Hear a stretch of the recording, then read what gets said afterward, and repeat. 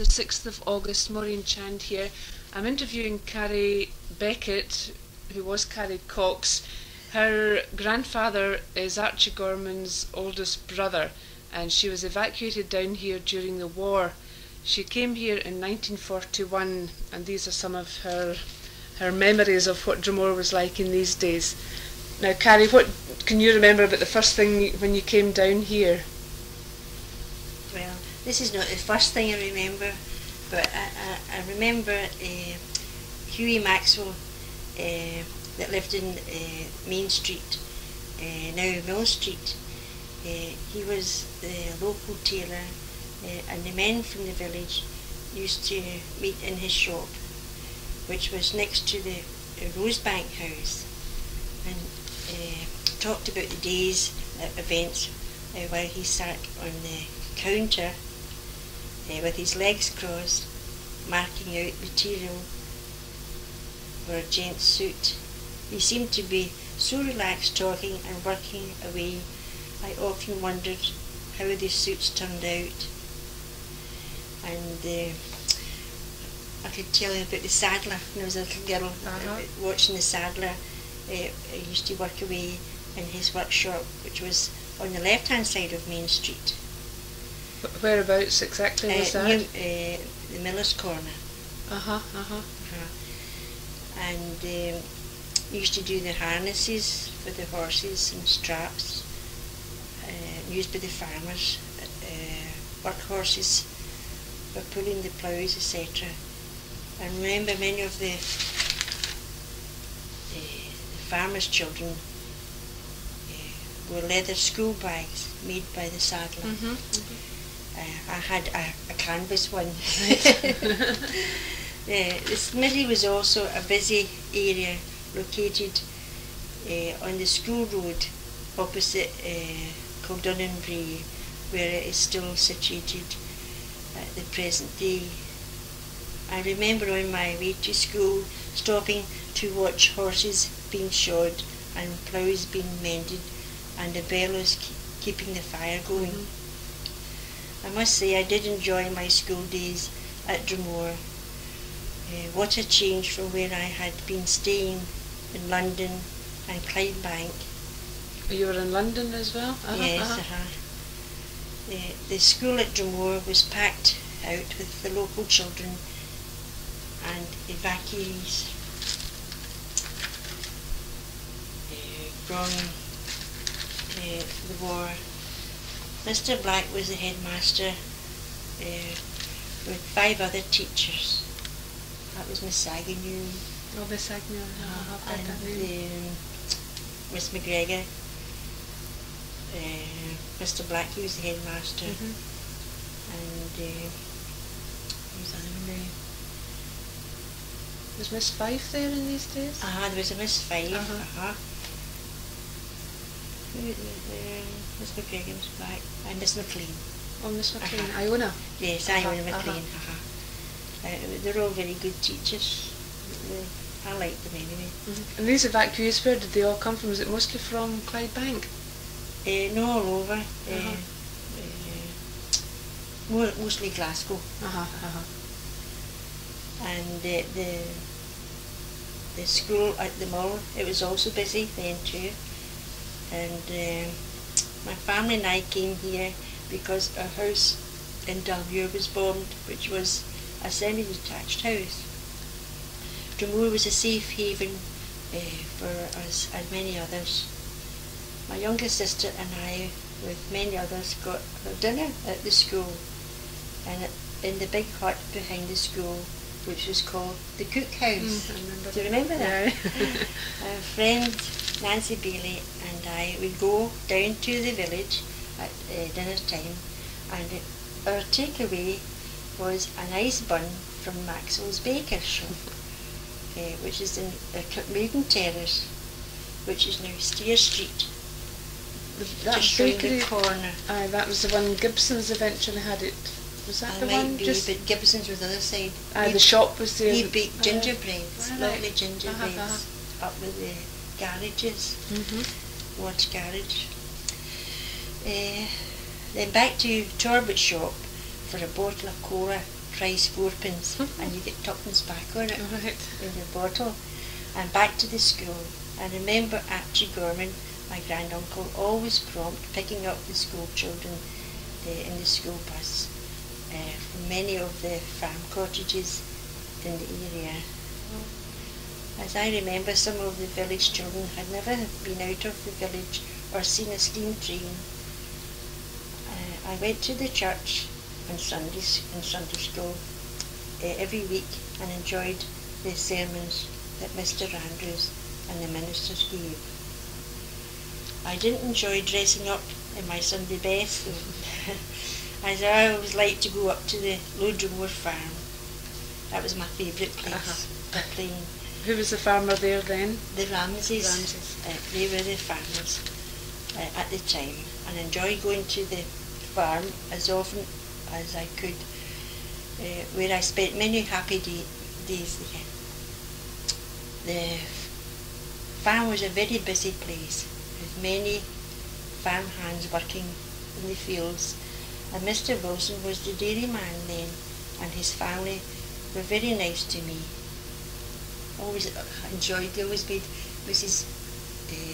Wilson always did the home baking, and she always gave you a good spread.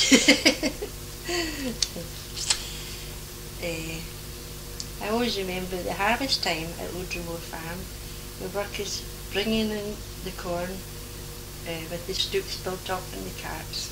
And I remember the big mill and bags of corn and playing in the chaff and getting hay fever. Many land girls were employed in the farms throughout the area, and Italian prisoners working on the land. And where were the land girls? Were they based in any particular place? Did they live anywhere all by themselves? I think some of the land girls stayed out in the, as you come into Drummore, at Clashwannon there, no, at Watson's. Between Clashwannon and Lochardie? Yeah, there was a billet there for them. Right. And the prisoners of war? They stayed in the bothies, in the places, on the farms? On the farm. But they weren't here long, the Italian prisoners, they went away.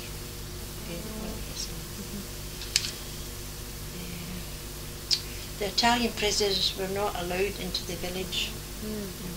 They stayed in the farm. Maybe have a walk, but they didn't come into the village. Remember, 2 tennis courts were in use then, and I stayed here, and I enjoyed watching the local adults playing a game of tennis in the evening. The village bowling green was very busy with the men only, and I don't remember women playing those days, and I remember only men frequenting the pubs, the Queen's and the Ship Inn, which were closed at 9 o'clock, when a few of the men would make their way home on a push bike. There weren't not so many cars on the road then, although there was Johnny Late's taxi. Was that Jemima's? She's Jemima Late. Was that That's the twins. You remember the twins used to sell the petrol at the petrol pump? And I remember used to go in with their accumulators and get them recharged for the radio down to Johnny Late's garage. It was a busy place. That was where the central garage where Alf Topham lives now. Yes, that's right. Behind the King's Hall. The King's Hall was a favourite place for a dance in those days, and many a happy time were had by the adults. I remember being allowed into the hall to watch the adults dancing. Strip the Willer and the Dashing White Sergeant, they were the favourite dances then. It was supposed to have a very good dance floor, wasn't it? It was good. Sometimes you could trip over the knots, right? Oh, not so good. The tackety boots. The farmers. and the girls liked to get swung off their feet. I remember it was a great atmosphere. Good. And the Air Force was based in the billets round at the Harbour Terrace, and they did the air sea rescue, and it was very busy around there too. I've got here additional thoughts, which I don't know which is right or not. Writing books and jotters and pencils and erasers were provided by the school. I always find nowadays children have to bring their own pencils and jotters and rubbers and whatnot to school, and I think even in the war days these were provided. They and could manage that I in don't these days. understand that now, how they bring their own equipment to school. I don't understand that. But then I suppose it's computers now, it's different. You never know what's But before the the reasoning. computers came, they still had to take their own stuff, you know, their own pencils and things. And who were you at school with? Can you remember any of the other pupils? You mentioned Nancy Bailey, she was one. Yes, she was a friend of mine. Nancy and I had good times together. But I also remember the children and the families who could afford they could afford it, bought national saving certificates to help the war effort. They did that at school. Oh, at school? That was another thing at school. And I always, the local policeman was Mr. McKellar, who had a nice family and lived at the police station at the top of Main Street. His daughter Nancy and I were great friends. And that'll be his daughter-in-law, that Mattie, she still lives in Drummore, Mattie McKellar. Yes, that was Archie McKellar's widow. That's right. So, and where did you actually stay when you first came down here? I stayed with Archie and James in their house up in what was Kirkmaiden Terrace. Stayed up there, and then Archie got married, and James had got us a house to stay. We didn't think we'd be staying long, maybe a few months. A wee cottage he saved down in Main Street, and it would do us a turn. And where was that? And that was the wee cottages next to Jack Alexander's house. Oh, up above. Up above the post office, and it had no electricity in it, no water. No water. I know. What, did you have to go to the pumps? Yeah, there's a pump outside the door, but then my Uh-huh. gran got a spigot put in at the stable next to the wee house, and a water closet. So it was that was all right. We just got used to it. We just had to. You have to make But do. the rest of the village had electricity. We didn't have it at all. Our water, the rest had water. But we took it kind of bad coming from having electricity and water. And were you quite happy to leave Drummore and come down to Drummore? What did you feel when you sort of came down here for the very first time? Can you remember that?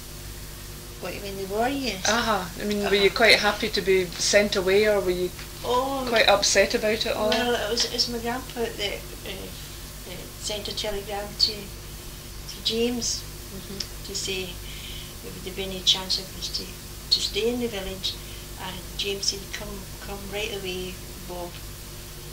And we came down, and we stayed with James and Archie. And James used to give my granny a breakfast in bed in the morning, bacon and egg and a fried pancake. And my granny was never used to getting breakfast in bed. And she used to say, don't do that, James, I'll get up and get a cup of tea. I don't want you to be doing that to me. And James would say, you're rough and really Corey, he says, don't want your breakfast in bed, But anyway,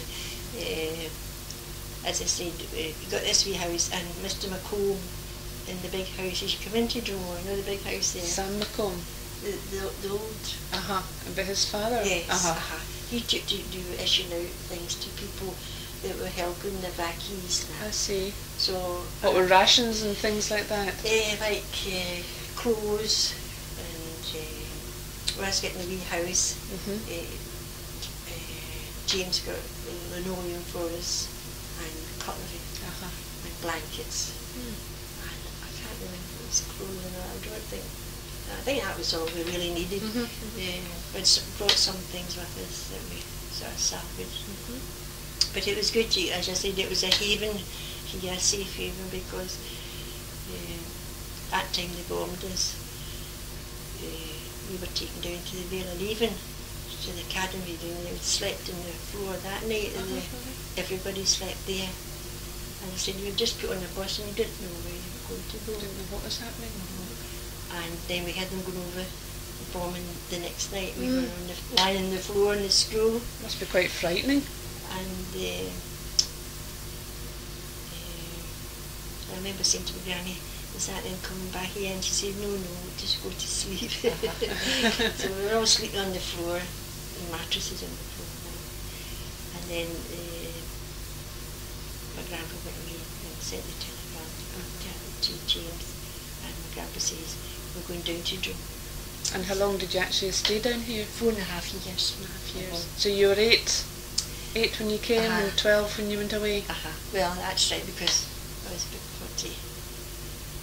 Blitz was March, and then my birthday's the end of the year, like November, so.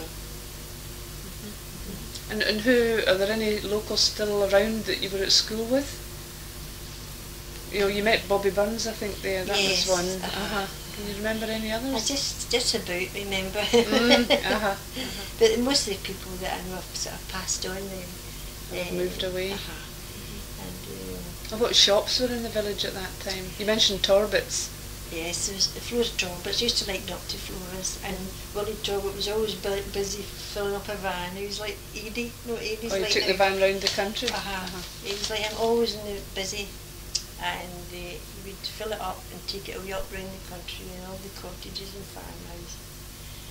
And then it was Jessie Turnbull's. She had a shop? Yes, she's just across from, Louis' wee house. That's right. She's still there. And what did she sell? Was it grocers or? More sort of maybe buns and scones and things like that. That sort of thing. Like bakery. More like that. And then down the road McGaw's, I liked it.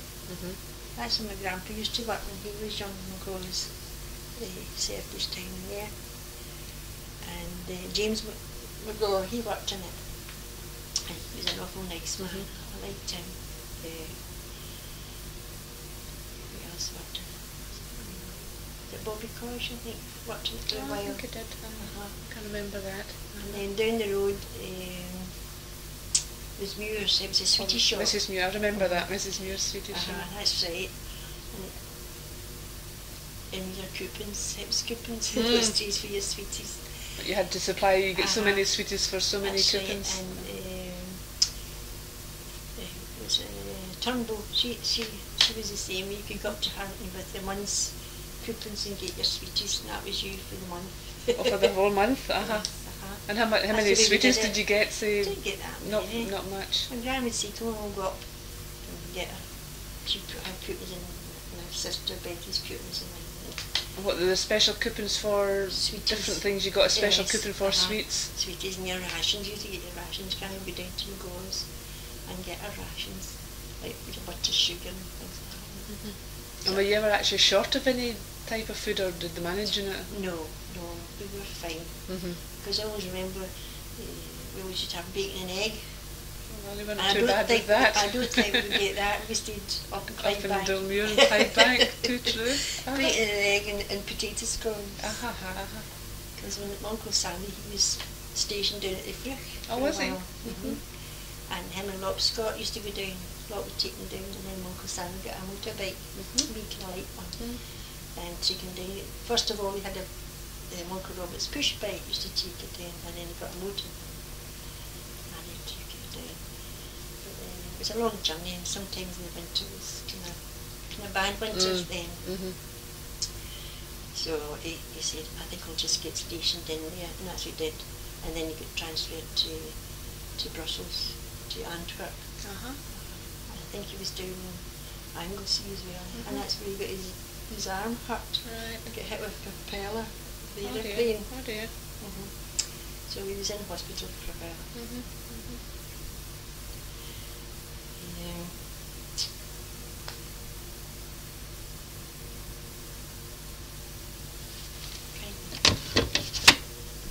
You know?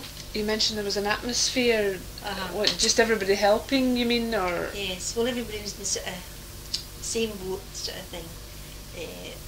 Though nobody had been bombed here as such, but the whole, it was just a different atmosphere about the place. It was a good atmosphere. And as I said, you haven't got the atmosphere here now that was there before. Is that because new people coming in, or just because there's not an emergency that warrants that, do you think? Or I think it's just the times have changed. just changing It's times? just changing times. I would say that. That's gone. It's just another time. But you can remember these times as being quite happy, although it was during the war? Yes. Oh gosh, that was great. To me it was a great experience. And how your sister Betty, she enjoyed it too? She's younger than she you? was younger. She was 3 years younger than me. I don't think she got the same impact as I did. I really enjoyed it. I did. But I think any place I went, I always sort of took it in. Made the most of it?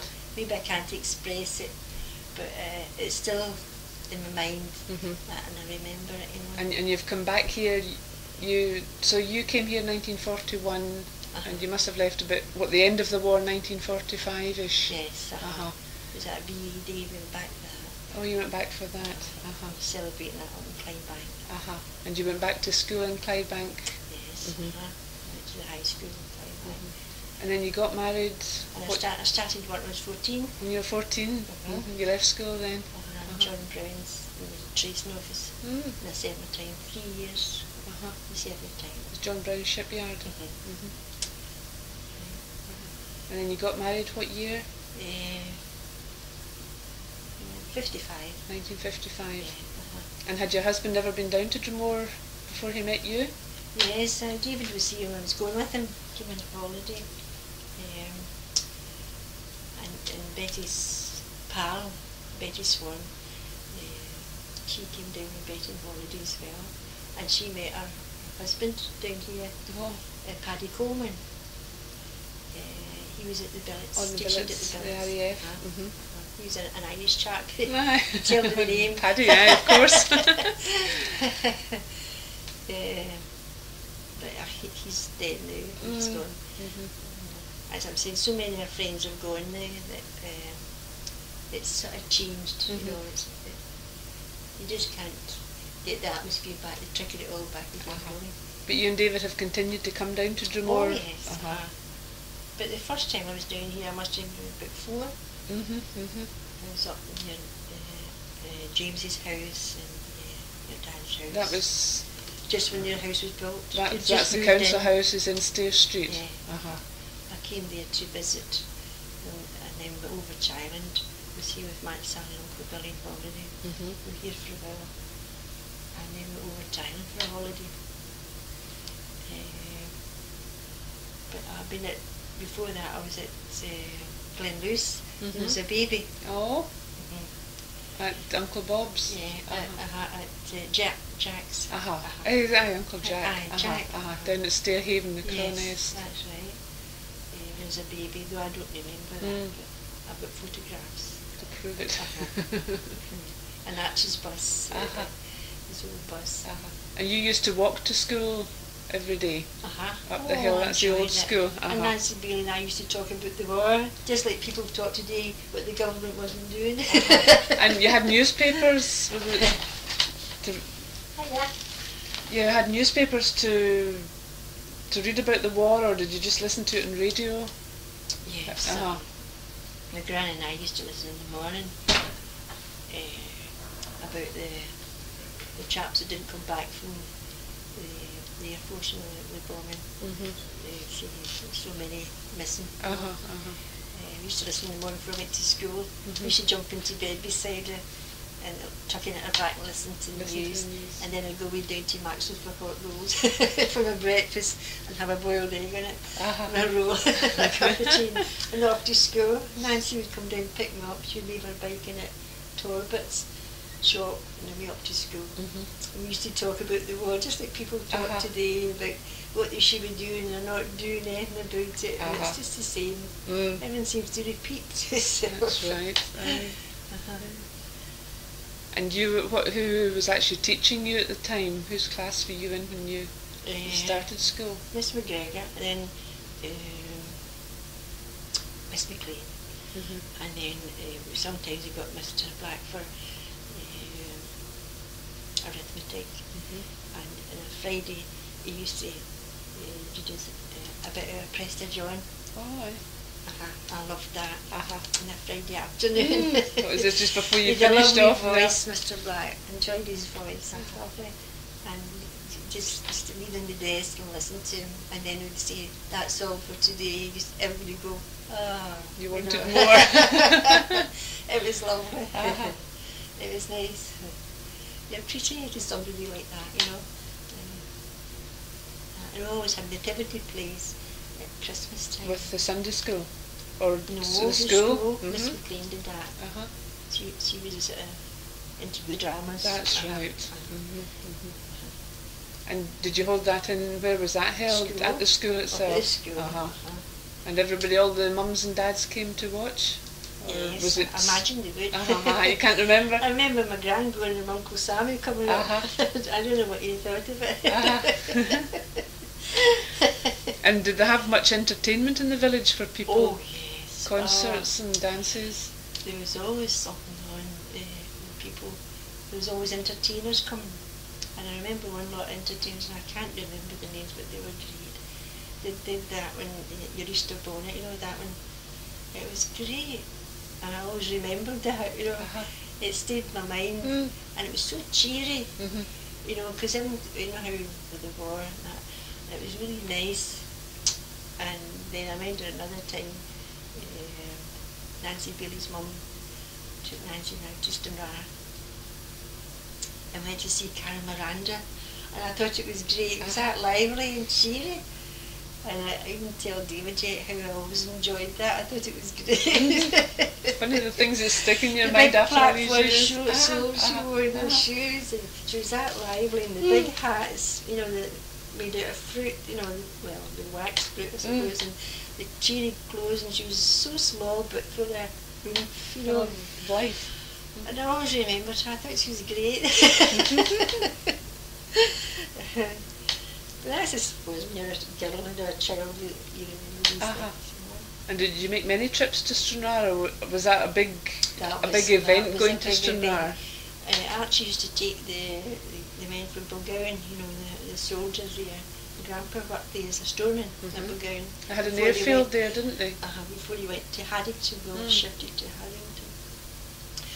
And Archie would take the men to the pictures, and my gran wasn't into pictures, so my grandpa would take me along, so I've got a treat. But it was usually war pictures or something, so black and white thing, you know, but this Carrie Miranda was the best. That was colourful. It was like later on when I went back home, we went to see Bambi, and I thought that was lovely. You know, all my pals were crying. We must have been about 13 or 14 at the time, and it was lovely. And that's making a comeback now, Bambi, isn't it? It's back in again. I must go and see it again. Bring back memories. That's And what did you do, say, on a Sunday afternoon? Was that a special day? You went for a walk? We all walked, a crowd of us in the village, boys and girls, and we'd walk along era-Drummore Road, you know, the farm. And that farm was lovely then. It was nice beautiful. And clean. It wasn't smelly or dirty, and we kept it really nice. And we used to walk up era-Drummore Road and way round, and we'd be along by Kirkmaiden and back down through the glen and into the village, and they would talk about, boys and girls would talk about this and that and the next thing, and it wasn't really like a walk. It was just, you know, everybody's talking that much that You were back in the village before you do it, you know. You didn't realise that you'd been walking. Everybody seemed to walk those days.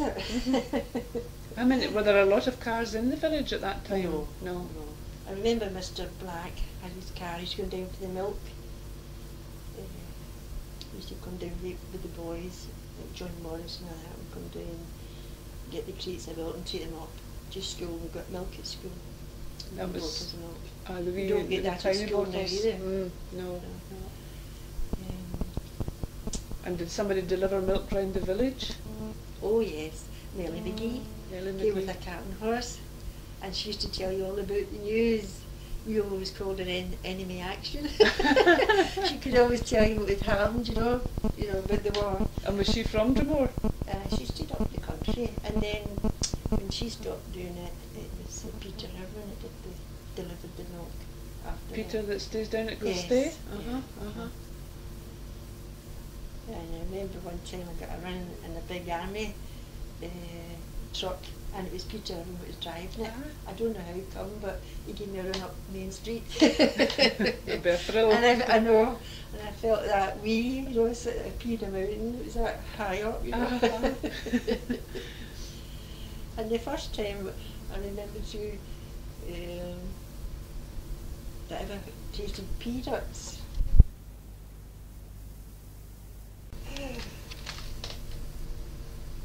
Now you mentioned the first time you'd ever tasted peanuts. When was that? Well, it was a time there was a shipwreck at Ballincollig, and it was an American troop ship that was bringing supplies to the American forces. And there was a lot of cans of beer. Well, they called it beer, but it's more like a sort of lager. On the rocks at Ballincollig, and cigarettes. And I remember Uncle Robert and I going up, and I remember him saying, "There's been a shipwreck. I'm going up to see if we can see anything." She says, "But bring a bag with you." So I took my granny's bag, and away we went. I didn't even know where Ballincollig was, what it was. So off we went, and we got up there, and it was all really rocky. It was something like we saw yesterday at the Causeway. It was like that. And I thought, what a good idea. And off we went, and down we went, and to these old rocks, and here there was cans of beer lying about. And Uncle Robert says, "Now, pick one up, shake it and listen to it, and if it rattles, put it back down. If it sounds all right, put it in your bag." So I went along and picked up a can, listened. Seemed alright, so I put it in the bag. So we got a few cans of beer and the packets of Camel cigarettes and Lucky Strike. So we came back down the rock after a while, came back down the road, and gave them to my gran and said, "Leave them there, you know." My uncle says, "I must try this out," but there wasn't any tabs on it, there was a can ring for opening it. It was just you had to put something to burst it, you know. Oh, I see. They were sealed, but now completely sealed. How do you get the can rings? That's right. They went on that. You see. Right. So I remember one night Hugh Wilson was in for Sammy. We were going to a dance, and I mind he says to Sammy, "Have you got a can of beer there, Sammy?" And Sammy says, "Oh, help yourself. I don't like that stuff." He says, "I'd rather go down to the Queen." He went down there, you know. And Hugh says, "Well, go on, I'll open it." So here, trying to open here, the balloon went, the flame went whoosh, like that, squished all over the place, hit the lamp, there was a paraffin lamp. Oh no. Knocked it out, and my granny, she's trying to sit in it, you know. And she's saying, "Hugh Wilson, bad scrabbing, you breaking that lamp." We're all in the dark, all we had was the fire glow, you know. And you always had to do your work before it got dark at night because of the paraffin lamp. Any sewing or anything. And was this just your house? In our wee house. And why did you not have electricity and everybody else Because that had? was wee house was condemned. Oh, I see. Think they're going to pull it down. Right. That's why. But anyway, that was an encounter with the cans of beer. That was my first encounter with seen Carrie Beckett, no. But then, as I was saying about the Peanuts, there was a lot of chaps came to the Queen's, and they had a jeep, American jeep, and that's the first thing I saw, American jeep, and in it they had cans of peanuts, and they said she's like peanuts, so they were just wee tins of peanuts. We opened them up, and that's the first thing I saw was the peanut. Right. And where were they based in, at the RAF billets I in don't Drummore? know if they were in Stonewall Maybe. or over at the Fruch. I don't know. Nobody ever knew where people were coming and going. You know, there was people coming and going. You don't know who they were. You have to keep it quiet. That's right. There used to be like chaps, and you'd have wrens driving the cars for them, and you'd be going to the Queen's for a meal or a drink, but you never knew where they'd come from or where they were going, you know, it's that sort of thing. Yeah, quite secretive. And who ran the Queen's Hotel at that time, can you remember that? Oh gosh, is it Mr. Charters?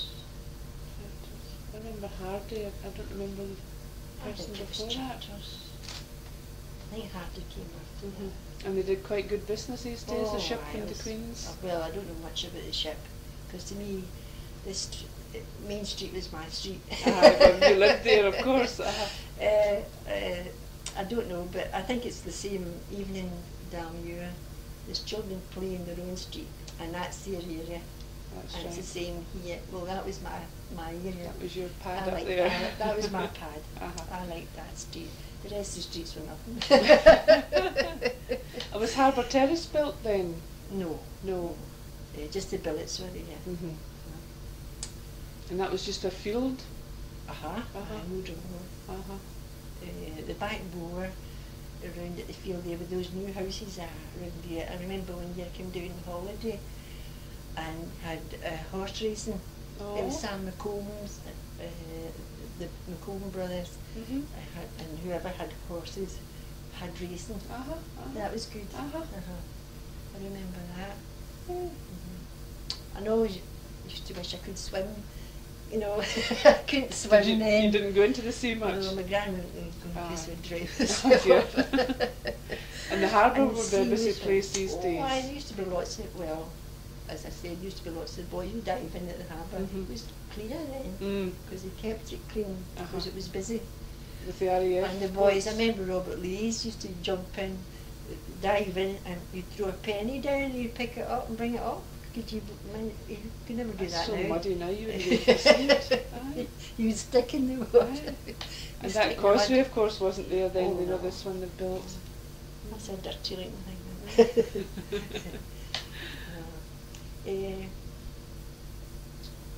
I used to go a lot of us round the back bower and swimming, you know, but I couldn't swim. I just go like 1 foot in the, in the sand, go along like that. And did they have football matches round there? No. No, not then. No, we played cricket. One time we were on holiday with the boys from the billets, and it was the minister was running it. Mr. Andrews. Mr. Andrews.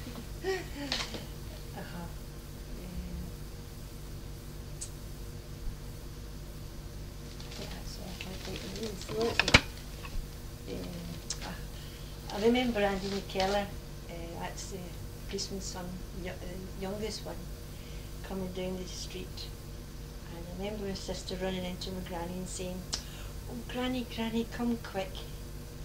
And my granny says, "Oh, what is it, Betty?" And she said, "Come and see this man. He's got big long legs." And she came out and she looked, and here's this Andy McKellar coming down the street in stilts. Oh, Betty was only wee, you know, she'd never seen anybody in stilts before, and he crowed like a cockerel. He came down the street in his stilts going, "Oh." What was this for? I don't know, he just did it. Funny things are going in Drummore. maybe it was the height he was up. Lack oxygen.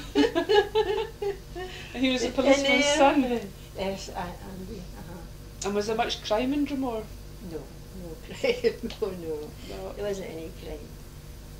A lot of carry on and things, but no crime. And I presume you'd have blackouts and things Yes, like that yes. at night. I had blackouts. And did you get many planes flying overhead? Just one night. Maybe that long we were here. We were up in that wee house. Jenny boys used to stay in after we left. The eerie alarm went, and my grand says, we'll go down to Mrs. The post office, Mrs. McMillan. My granny was friendly with her. So how we got to know her was my grandpa used to go with her when he was young. Anyway, they were very nice. The Millans were very nice people. And they had the switchboard, you know. For the telephones? Yes, the telephone. She did that. And my granny said, we'll go down there. So we went down there, and she says to us, just you two, Corey and Betty, you go to bed, and your grand will sit here with me. And I wouldn't go to bed because I knew the aeroplanes were going over to Belfast, to bomb Belfast. And I thought, oh no, they're coming to get me again. You can't escape. Not that again. But anyway, we went over to Belfast and bombed over here.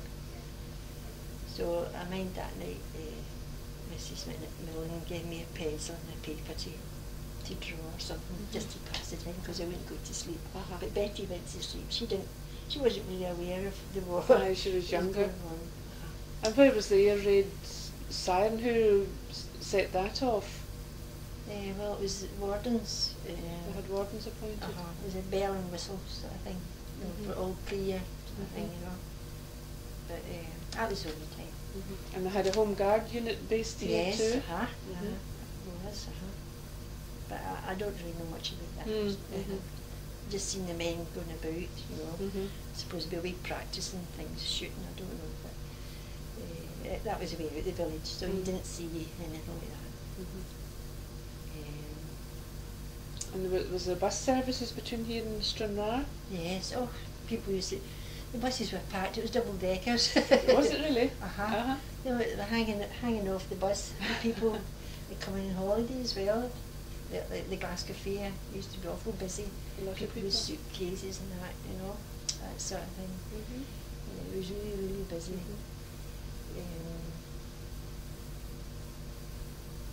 And did you go away anywhere for a holiday while you were in Drummore? Did you go home at all? No. We were too scared to go any place because of the war. No, we just stayed here the 4.5 years and then went back. We got one of a house. It wasn't our own house. We had to wait 6 years to get our own house built. And it was bombed completely? It had to be rebuilt, the whole thing again. But none of your immediate family was killed in the war because of bombing raids or anything like that? No, the shelter we were in, the door was blown off. And I remember my grandpa standing over us all night. He put us in a corner in the shelter.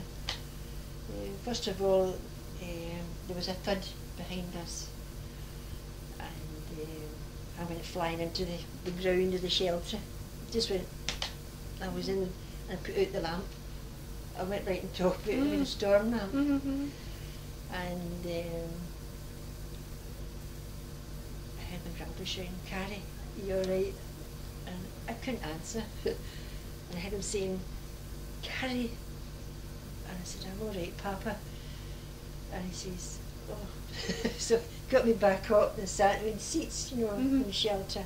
And the shelter was covered with soil and swords and sandbags, and that was out, the blast blew me right down. That must have been quite a bomb. And then, no, this was just a blast from something else. This that hadn't happened yet. I see. So later on, all the noise was like hell let loose, and this door went off the shelter, and as I said, we just let hell let loose. And my grandpa got us all in the corner, my sister and I, and my gran and me, and he stood all night with his nap coat over that.